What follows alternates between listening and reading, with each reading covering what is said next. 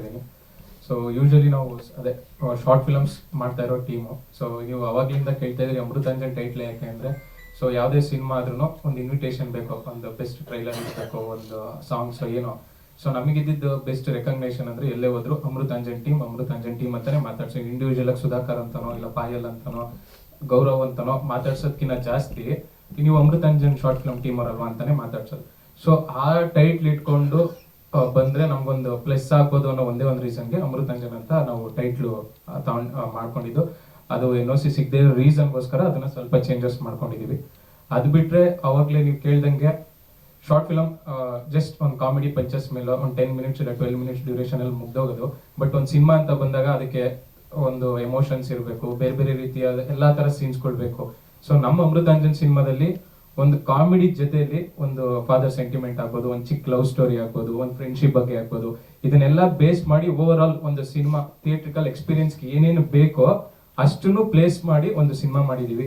So ನೀವು ನೋಡಿದ್ರೆ ಬೇರೆ ಲ್ಯಾಂಗ್ವೇಜ್ ಅಲ್ಲಿ ಈಗ ತೆಲುಗು ತಗೊಂಡ್ರೆ ನೀವು ಚಾಯ್ ಬಿಸ್ಕೆಟ್ ಟೀಮ್ ಯೂಟ್ಯೂಬ್ ಚಾನಲ್ ಅವರೆಲ್ಲ ಶಾರ್ಟ್ ಫಿಲಮ್ ಇಂದ ಸ್ಟಾರ್ಟ್ ಮಾಡಿದ್ದು, ಕಲರ್ ಫೋಟೋ ಅಂತ ಸಿನಿಮಾ ಮಾಡಿ ನ್ಯಾಷನಲ್ ಅವಾರ್ಡ್ ತಗೊಂಡ್ರು.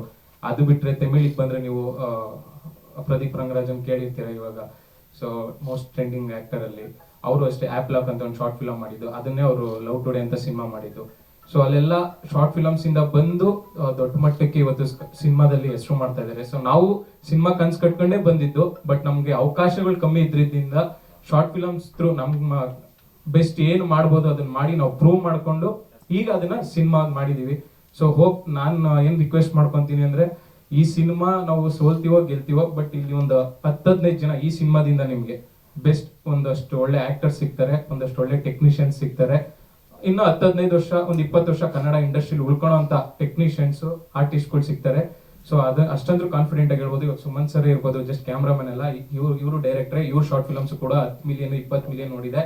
ಅದನ್ನ ತೆಲುಗು ಡಬ್ ಮಾಡಿದ್ದಾರೆ, ತೆಲುಗುನಲ್ಲಿ ಕೂಡ 10-15 ಮಿಲಿಯನ್ ನೋಡಿದೆ. ಸೊ PRK ಪ್ರೊಡಕ್ಷನ್ಸ್ ಅಲ್ಲಿ ಫಸ್ಟ್ ಶಾರ್ಟ್ ಫಿಲಮ್ ಇವ್ರದೇ ಇರೋದು, ಮೈ ನೇಮ್ ಇಸ್ ರಾಜು ಅಂತ ಜಸ್ಟ್ ಒಂದು ಪೆನ್ನ ಕ್ಯಾರೆಕ್ಟರ್ ಮಾಡ್ಕೊಂಡು ಒಂದು ಶಾರ್ಟ್ ಫಿಲಮ್ ಮಾಡಿದ್ದಾರೆ. ಅದು ಬಿಟ್ಟು ಈ ಅಮೃತಾಂಜನ್ ಶಾರ್ಟ್ ಫಿಲಮ್ ಅಲ್ಲಿ ಸಿನಿಮಾದಲ್ಲಿ ಯಾರ್ಯಾರು ಅಸಿಸ್ಟೆಂಟ್ ಡೈರೆಕ್ಟರ್ಸ್ ಅಸೋಸಿಯೇಟ್ ಡೈರೆಕ್ಟರ್ಸ್ ಇದ್ರು, ಸಿನಿಮಾ ಆದ್ಮೇಲೆ ಶೂಟ್ ಎಲ್ಲ ಮುಗ್ದ್ಮೇಲೆ ಅವ್ರು ಹೋಗಿ ಏನ್ ಶಾರ್ಟ್ ಫಿಲಮ್ಸ್ ಮಾಡಿದಾರಲ್ಲ, ಅವ್ರು ಮಾಡಿರೋ ಕಂಟೆಂಟ್ಸ್ ಕೂಡ 10 ಮಿಲಿಯನ್ ವರ್ಗೂ ಹೋಗಿರೋ ಡೈರೆಕ್ಟರ್ಸ್ ರೈಟರ್ಸ್ ಇವಾಗ ಅವ್ರ ಡೈರೆಕ್ಟರ್ಸ್, ಅವಾಗ ಅಸಿಸ್ಟೆಂಟ್ ಡೈರೆಕ್ಟರ್. ಸೊ ನಾನು ಹೇಳೋದೇನು ಅಂದ್ರೆ, ಒಂದು ಟೆಕ್ನಿಕಲಿ ಸ್ಟ್ರಾಂಗ್ ಇರುವಂತ ಒಂದು ಟೀಮು, ಒಳ್ಳೆ ಆರ್ಟಿಸ್ಟ್ಗಳು ಇರುವಂತ ಟೀಮು, ಹಾರ್ಡ್ ವರ್ಕ್ ಮಾಡಿದೀವಿ, ತಿಂಗಳಂಗಟ್ಲೆ ರಿಹರ್ಸಲ್ಸ್ ಮಾಡಿದೀವಿ. ಅದ್ರ ಜೊತೆಲಿ ಪ್ರೊಡ್ಯೂಸರ್ ಸಿನಿಮಾಗೆ ಏನೇನ್ ಬೇಕೋ ಅಷ್ಟನ್ನು ನಮ್ಗೆ ಕೊಟ್ಟಿದ್ದಾರೆ. ಒಂದೊಳ್ಳೆ ಸಿನಿಮಾ ಮಾಡಿದೀವಿ. ನೀವು ಸಿನಿಮಾದಿಂದ ಎದ್ದು ಬರ್ಬೇಕಾದ್ರೆ ಪರವಾಗಿಲ್ಲಪ್ಪ, ಹುಡುಗರು ಚೆನ್ನಾಗಿ ಸಿನಿಮಾ ಮಾಡಿದ್ದಾರೆ, ಇವ್ರಿಗೆ ಇನ್ನೊಂದು ಅವಕಾಶ ಕೊಟ್ಟರೆ ಇನ್ನ ದೊಡ್ಡ ದೊಡ್ಡ ಸಿನಿಮಾಗಳು ಒಳ್ಳೊಳ್ಳೆ ರೀತಿಯಲ್ಲಿ ಮಾಡ್ತಾರೆ ಅಂತ ನಿಮ್ಗೊಂದು ಕಾನ್ಫಿಡೆಂಟ್ ಇರುತ್ತೆ. ಸೊ ಇಷ್ಟು ಹೇಳಕ್ ಇಷ್ಟಪಡ್ತೀನಿ. Thank you so much. Character age student sir, student ಯಾರು